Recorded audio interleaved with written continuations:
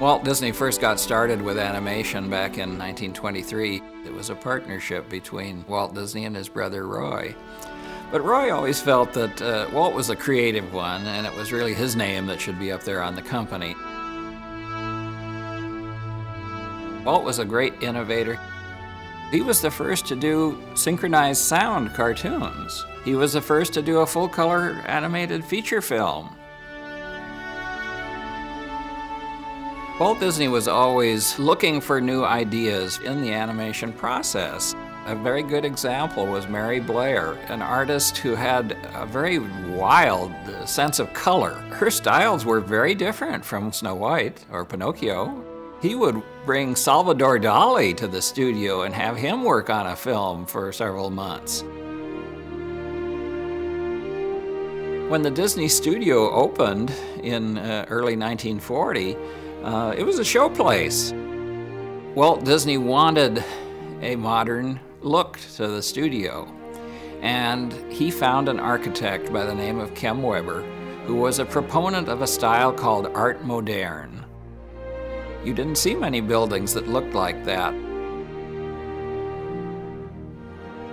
The animation building was built in a very unique way. Every office had outdoor light coming into it.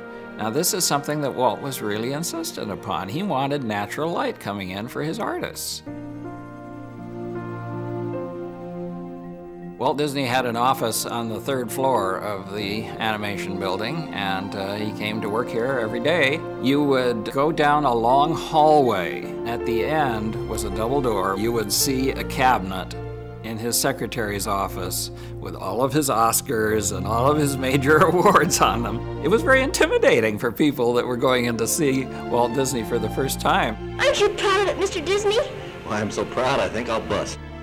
When I first walked into Walt's office, I enjoyed very much the warm feeling that you got from the furniture. I thought it was intriguing because it was the same style as the buildings. He had a reputation of staying around at night and going around and snooping in his artists' rooms to see what they were working on. And sometimes they'd come in the morning and pinned to their bulletin board would be a crumpled up piece of paper that had been in the wastebasket with Walt's note written on it. Why are you throwing away all your best ideas? Here is a world of imagination, hopes, and dreams. Magic and make-believe are reborn, and fairy tales come true. Disney is a name that has become very important throughout the world. People see the name Disney and they think of a certain quality that is still so important to the Walt Disney Company, and I think will be for years to come. Introducing Walt Disney Signature by Drexel Heritage. A timeless, sophisticated collection that recalls the beauty and warmth of the original Art Moderne pieces. The vision and imagination of Walt Disney for today.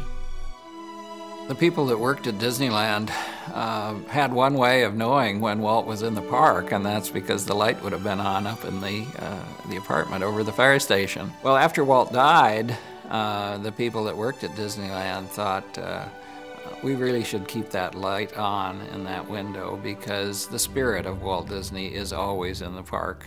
He's always at the Disney studio. The dream that you wish will